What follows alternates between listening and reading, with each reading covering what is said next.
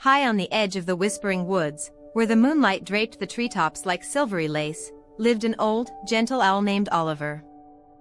His feathers were a patchwork of soft browns and snowy whites, and his round amber eyes glowed with a calm wisdom that came from years of quiet nights.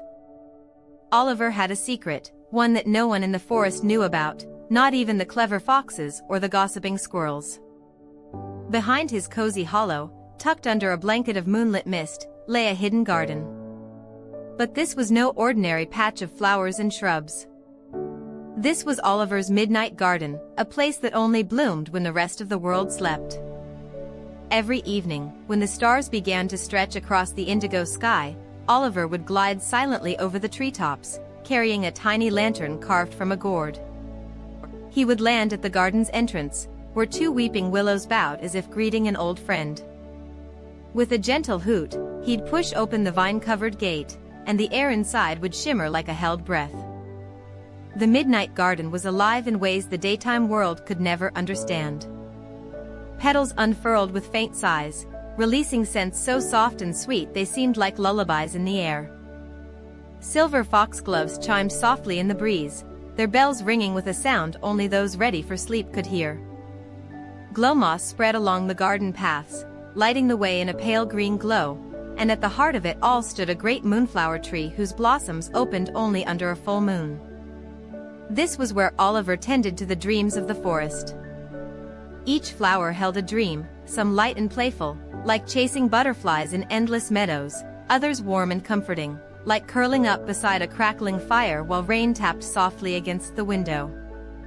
Oliver would check each bloom, making sure the dreams inside were safe and ready to drift on the wind to sleeping creatures near and far. Tonight, however, the air in the garden felt different. The glowmoss was dimmer, the moonflowers drooped as if drowsy themselves, and the silver foxgloves gave off only the faintest chime. Oliver paused, his talons curling slightly in concern. Something wasn't right. He moved slowly along the winding path, passing patches of star-shaped daisies that winked at him sleepily. At the moonflower tree, he perched on a low branch and listened.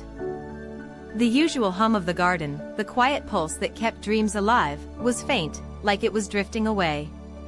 "Who?" Oliver murmured softly to himself, tilting his head.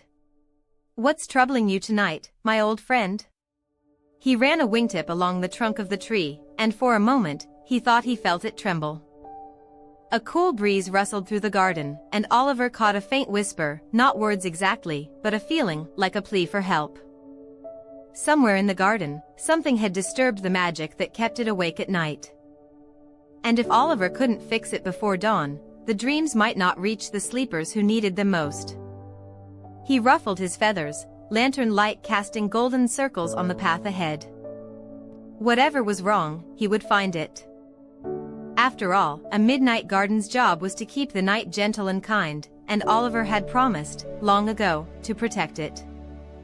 With a quiet flap of his wings, he set off deeper into the glowing paths, unaware that tonight's journey would be unlike any other he had taken in his years as the keeper of the midnight garden. Oliver moved deeper into the midnight garden, each step deliberate, each flick of his lantern casting new shadows over the cobblestone path. The garden was hushed, not in the peaceful way it usually rested, but in the kind of silence that felt heavy, like the moment right before a storm. His amber eyes swept over the flower beds, searching for signs of trouble. He passed the pond where moonfish swam in lazy spirals, their scales shimmering like polished silver. Usually, the fish would leap joyfully when Oliver came by, splashing tiny droplets that sparkled in the lantern light. But tonight, they floated just below the surface, their tails twitching with unease. "Even you can feel it," Oliver whispered, dipping the lantern closer to the water. Something's changed. The garden's paths curved into new spaces that only appeared on certain nights, and tonight, the winding trail seemed to guide him toward the farthest corner, a place where the glowmoss was thin and the air carried a faint metallic scent. He knew every stone, every leaf in this garden, but as he approached a small clearing, he noticed something that did not belong. There, nestled between two patches of sleeping dream roses, was a dark, jagged crack in the earth. It was small, no wider than a tree root, but from it seeped a strange, dull mist that curled into the air like smoke. The flowers closest to the crack leaned away from it, their petals trembling as if a cold wind brushed against them. Oliver set the lantern down and crouched low, peering into the crack. He couldn't see far inside, only shifting shadows, and the faint sound of something ticking. He reached out with one wingtip, brushing the edge. The mist swirled, and in an instant, an image flashed into his mind, a little fawn, curled up beneath a winter sky, shivering in her sleep. Her dreams had gone dark, leaving her stranded in a world of endless snow and silence. Oliver's chest tightened. This was the danger. Dreams were being pulled away before they could reach the dreamers. Something was stealing them. The crack pulsed once, faintly, like a heartbeat. Oliver knew the garden's magic came from the harmony of all its living parts, and if a disturbance had formed here, it meant something, or someone, had slipped in from beyond. The midnight garden existed in a quiet fold of the world, hidden from most eyes. Few had ever found it, and fewer still had entered. He straightened, feathers bristling. "You won't take the dreams," he murmured, his voice firm despite the whisper of fear that curled through him. A sudden flutter of wings overhead made him glance up. It was Miri, a tiny field mouse who wore a cloak stitched from dandelion fluff. She wasn't meant to be awake at this hour, but she perched on a bent tulip stem, her little nose twitching nervously. "Oliver," she squeaked, her voice trembling, "the fireflies told me you'd be here. They say the dreams are vanishing from the far meadow." My brothers woke frightened, they saw nothing in their sleep, just emptiness. Oliver nodded slowly. "I've found the cause. It's here, in the garden." He gestured toward the crack. "But it's not just here, it's spreading." Miri shivered, pulling her cloak tighter. "Then you have to close it before the sun rises." Oliver turned back to the crack, mind working. The garden's magic was built from moonlight, starlight, and the quiet wishes of every sleeping heart. To seal the disturbance, he would need something strong enough to bind all three together, and he knew exactly where to find it. But getting it, that would mean venturing into the oldest part of the garden, where even he rarely went. The lantern light flickered, and Oliver picked it up, his talons curling firmly around the handle. "Stay here, Miri," he said softly. "Watch the crack. If it grows, call for me at once." And with that, he stepped off the cobblestone path and onto the narrow trail leading toward the heart of midnight, a place of ancient, sleeping power that could save the garden, or cost him far more than a night's rest. The air grew cooler, the scents richer, as the shadows deepened around him. Somewhere ahead, he could hear the faint hum of something alive, something waiting. Oliver's talons clicked softly against the stone as he ventured farther into the uncharted stretch of the midnight garden. Here, the moonlight didn't simply fall, it bent and swirled, twisting through branches like threads of silk, casting patterns across the ground that seemed to shift when he looked away. The path narrowed, flanked by towering night blooms whose petals closed slowly as he passed, as if they feared to look too closely at him, or at where he was headed. The air was heavy with the scent of lavender and something older, earthier, a fragrance he recognized from his earliest memories of the garden. It was the smell of the heart of midnight. Few creatures had ever seen it. Even Oliver, who had watched over the garden for many years, had visited only once, long ago, when he was still learning the language of moonlight. He paused at a small wooden bridge that arched over a brook. The water shimmered silver, but as he peered closer, he saw that the reflection of the moon in its surface wasn't steady, it trembled, rippling in a way the stillness of the night couldn't explain. He dipped the tip of one wing into the stream, and a vision flickered in his mind, not of the fawn this time, but of dozens of tiny dream threads being pulled away from sleeping children, vanishing into the same hollow darkness he'd seen in the crack. His heart beat faster. The dreams weren't simply disappearing, they were being gathered. Taken somewhere.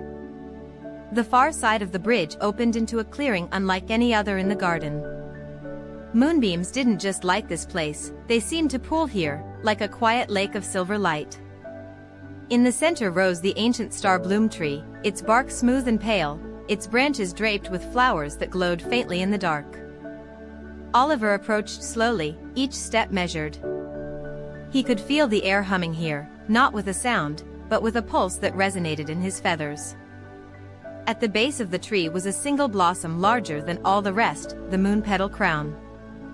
Its petals shone like frost, and in its center lay a drop of starlight, bright enough to make Oliver squint. The crown was the oldest magic in the Midnight Garden. It was said to hold the power to seal rifts, to protect dreams from being stolen. But there was a price. Oliver lowered his head. The last time the crown had been used, the guardian who wielded it had vanished from the garden forever, their spirit bound to the seal they created. He thought of Miri, of the fawn, of every sleeping creature depending on him. His throat tightened. "You've guarded this place long enough," came a voice, soft but clear. Oliver turned sharply, lantern swinging, but saw no one, only the star bloom tree. The voice came again, this time from deep within the rustle of leaves. "Take the crown, Oliver. The garden needs you." He stepped closer, talons pressing into the moss. "If I take it, will I be able to return?" The leaves swayed, though no wind touched them. "Return? In time, perhaps. But the crack is growing. The longer you wait, the more dreams will be lost. You must decide." Oliver closed his eyes for a moment, breathing in the cool, sweet air. He thought of the pond fish, the trembling roses, the frightened children beyond the garden's borders. And he thought of the hollow, hungry darkness that had crept into his home. When he opened his eyes, resolve had settled in his chest. He reached forward, wrapping his talons gently around the moon petal crown. At once, the starlight at its center flared, spilling light into the clearing. It coursed up his wings, into his chest, until he could feel his heart beating in time with the garden itself. The path back to the crack felt shorter now, though each step seemed heavier. The lantern's flame glowed steady and bright, its light mingling with the silver sheen of the crown. Ahead, he could already see the faint mist curling upward from the place where the earth had split. Miri was still there, her little figure tense. "It's bigger," she whispered as he approached. Oliver nodded, gripping the crown tighter. "Then there's no more time to wait." He stepped toward the crack, feeling the strange, cold pull of it against his feathers. Somewhere deep inside, he could hear that faint ticking again, only now it was faster, urgent, like a heartbeat about to stop. And as he lowered the crown toward the mist, the shadows within the crack began to shift, and something inside shifted back. The shadows inside the crack writhed like living ink, pulling away from the silver glow of the moon petal crown yet resisting the seal Oliver was about to make. The mist poured upward in twisting strands, wrapping around his wings, his beak, his lantern, cold enough to sting through his feathers. He tightened his grip on the crown. "You don't belong here," he said, not in anger, but with the kind of steady authority only a guardian could carry. The words seemed to ripple through the clearing, making the petals on nearby flowers shiver. Miri stepped closer, her wide eyes glistening in the starlight. "Oliver, it's pulling at me." Her small hooves scraped against the moss as if an invisible tide were dragging her toward the crack. Without thinking, Oliver spread one wing protectively around her, his feathers sheltering her from the icy pull. He could feel the drain in the air now, the same pull that had stolen dreams from the sleeping world beyond the garden. The shadows within the crack began to take shape. At first, they were just swirls of darkness, but slowly they merged into something like a figure, tall, thin, and swaying, with eyes like holes in the sky. When it opened its mouth, no sound came out, only a rush of cold wind that sent the lantern's flame flickering violently. Oliver's talons dug deeper into the earth. "Why are you here?" he called out over the wind. "Why take the dreams?" The figure tilted its head, as if puzzled by the question. Then it lifted one hand, impossibly long fingers curling, and in its palm appeared dozens of tiny glowing orbs. Oliver's breath caught. Each one pulsed faintly, carrying a soft hum he recognized instantly. They were dreams, fragile, delicate dreams, and inside some of them he could see flickers of faces. Sleeping children. Animals curled under leaves. Even the moon's own reflection in a mountain lake. Miri gasped. "You have to take them back." Oliver stepped forward. "These dreams aren't yours to keep. They belong to the sleepers." The figure gave no sign of understanding. Instead, it turned and let the orbs fall back into the darkness within the crack, as though feeding it. The mist roiled, growing thicker, and the ground beneath Oliver's feet began to tremble. He glanced at Miri. "When I tell you, run to the starbloom tree. Don't stop until you reach it." Her ears flicked nervously. "But, no buts. Promise me." She swallowed hard and nodded. "I promise." Oliver drew a deep breath, letting the moon petal crown's light swell until it spilled over his wings. The shadows hissed, recoiling from the brightness, but the figure reached out again, this time toward him. It touched the edge of his lantern, and for a moment, the flame inside turned black. Pain shot through his chest, not from his body, but from somewhere deeper, where the garden's heartbeat had merged with his own. He staggered, nearly dropping the crown. Miri's voice cut through the noise. "Oliver. Don't let go." He gritted his beak, forcing the flame back to gold with a single sharp breath. Then, in one swift motion, he lowered the crown directly into the heart of the crack. Light exploded outward, blinding and pure. The figure shrieked without sound, collapsing into a swirl of mist that was dragged down into the glowing fissure. The dream orbs tumbled free, spilling into the air like dandelion seeds in the wind. They floated upward, scattering across the garden before vanishing into the night sky, returning to their sleeping owners. But the light didn't stop. It poured from the crown into the crack, sealing it inch by inch. As the gap closed, Oliver felt the pull in his feathers growing stronger, not weaker. The magic wasn't just sealing the crack, it was pulling him in, binding him to the seal. He looked at Miri, whose eyes were brimming with tears. "Run," he whispered. But she didn't. Instead, she pressed her small forehead against his wing. "I'm not leaving you." The light surged one last time, wrapping around them both in a halo of silver. And then, with a sound like the soft snap of a closing book, the crack was gone. Only the silence of the midnight garden remained, and the faint glow of the moon petal crown, now lying still upon the moss. The silence after the sealing was not an empty kind of quiet, it was deep, velvety, and strangely alive, like the whole garden was holding its breath in relief.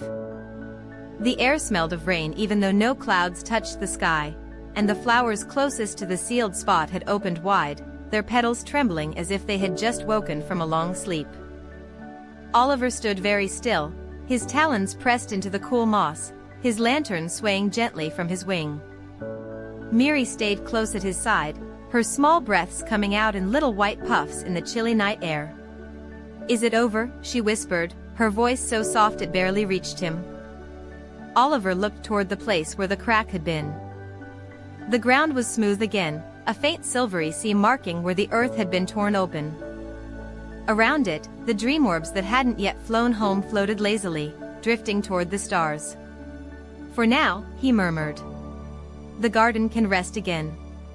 The moon petal crown still glowed faintly in the moss. Oliver bent and picked it up carefully, the light casting soft halos over his feathers. The crown's energy felt lighter now, like it had given away most of its strength to close the crack but was still clinging to life. He set it gently into the curve of a large blossom nearby, letting it rest as though tucking it in for sleep. Miri crouched beside it, tracing the air above its glow. "It's beautiful. Like it's dreaming, too." He smiled faintly, but his gaze kept drifting to the garden's edges. The midnight garden was vast, but it was never still for long. Somewhere in the distance, a breeze rustled through moonlit ferns, and the lanterns in the farthest trees flickered as if whispering to one another. The two of them began walking along the winding path back toward the star-bloom tree, the lantern's golden light blending with the silver spill of starlight overhead. As they passed under an arch of flowering vines, tiny silver moths fluttered out, circling them before darting away into the dark. "Do you think," Miri began, hesitating, "the dreams will be safe now?" Oliver's feathers ruffled slightly. "They'll be safe for a time." But something opened that crack, and it wasn't just chance. "The garden keeps many secrets, Miri. Some of them reach far beyond its borders." They walked on in silence for a while, the ground beneath them changing from moss to soft grass. The scent of night-blooming jasmine grew stronger, and soon they reached a small clearing where fireflies floated in slow spirals. The insects' gentle light made the place feel like it was suspended in time, untouched by the battle they had just fought. In the center of the clearing was a small pool, so still it looked like polished glass. Miri stepped closer, peering into it. Her reflection wavered, and then Oliver's appeared beside hers.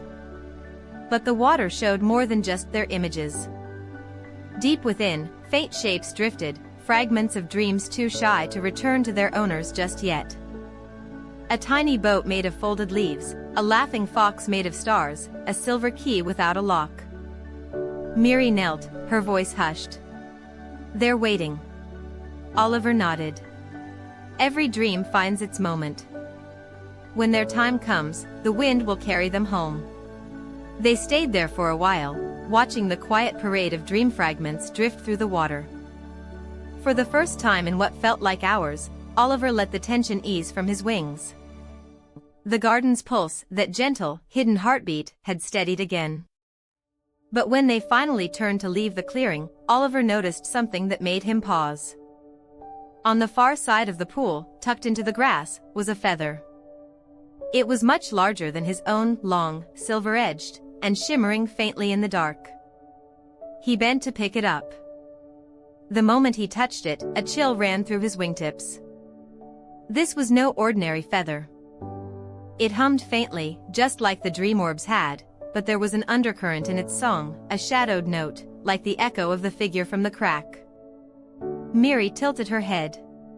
"Where did that come from?" Oliver didn't answer right away. Instead, he tucked the feather beneath his wing and looked toward the distant, darker part of the garden. The lanterns didn't reach that far, and the path there seemed to twist away into something unknown. "From a place," he said slowly, "we may have to visit, sooner than I hoped." They continued toward the star-bloom tree, but Oliver's mind stayed fixed on the silver-edged feather, its weight a quiet reminder that the midnight garden's peace might be more fragile than it seemed. The star-bloom tree rose before them, towering high, its petals glowing faintly like 100 small moons stacked upon one another. The branches arched in wide, sheltering curves, and the trunk was so wide that Miri could have run in circles around it and never gotten bored. Oliver led her beneath its canopy, where the ground was carpeted in soft petals. Some still held the dew of dreams, shimmering when the lantern light touched them. In the center of the tree's roots lay the dream pool, larger than the one they'd seen earlier, and far deeper.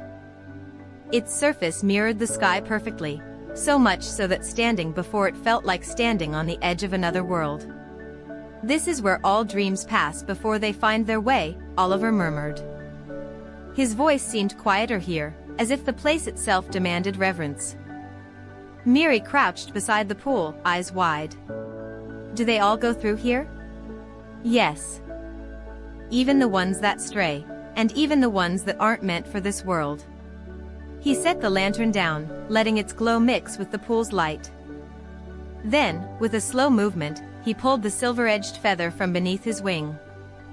The moment it neared the dream pool, the water rippled outward in slow, perfect rings. Deep beneath the surface, something stirred, a faint silhouette moving in the depths, too far away to see clearly. Oliver's feathers bristled slightly, though his voice stayed calm. "It's as I thought. This feather belongs to one of the night wings." Miri blinked. "Who are they?" His gaze stayed on the water. "Keepers of the forgotten paths. They move between the edges of gardens like ours, carrying dreams that no longer have homes. Some call them protectors. Others, thieves. The water calmed again, but the feathers' glow lingered. Oliver placed it gently at the pool's edge, where it sank halfway into the soft moss. If the night wings were near enough to leave this behind, they may be watching us even now. Miri's small hands curled into the petal carpet. Do you think they caused the crack? It's possible. He paused. Or they may have been trying to stop something worse. A long stillness followed, broken only by the soft hum of the star bloom petals shifting in the night breeze. Then Oliver turned toward her, his eyes reflecting both lantern light and starlight. The garden is safe tonight, Miri. And you helped make it so. Her face warmed at the words. I didn't do much, you stood beside me when the dreamlight faltered, he interrupted gently. That is more than many would do. They stayed there under the star bloom tree for what felt like hours, watching the dream pool's surface carry tiny orbs of light toward the stars. Eventually, the lantern's flame dipped low, and the tree's glow became their only light. When at last they walked the path back toward the garden's outer edge, the air felt different, lighter, as though the whole midnight garden had exhaled. The winding trails they'd taken earlier now seemed softer, the shadows less sharp. Owlets blinked sleepily from the branches overhead, and somewhere, far off, a night flower closed with a sigh. At the edge of the garden, where the great moon's light spilled into the world beyond, Oliver stopped. Miri stood beside him, her eyes searching the path home. You'll return, he asked. She smiled faintly. If you'll let me. Oliver's feathers rustled in what might have been a chuckle. The midnight garden remembers those who walk its paths with care. You'll find your way back, even if you don't mean to. They said their goodbyes, and Miri stepped into the moonlight, the garden fading behind her like a dream already half forgotten. Yet in her pocket, hidden from sight, a single star bloom petal glowed softly, a quiet promise that their paths would cross again. Oliver watched until she vanished beyond the mist, then turned back toward the star bloom tree. Somewhere in the far dark, he thought he saw a shape, wide wings, silver-edged, gliding silently above the tallest blooms before melting into shadow. He narrowed his eyes. The night wings were not gone. But for tonight, the midnight garden was at peace. And he would see to it that it stayed that way.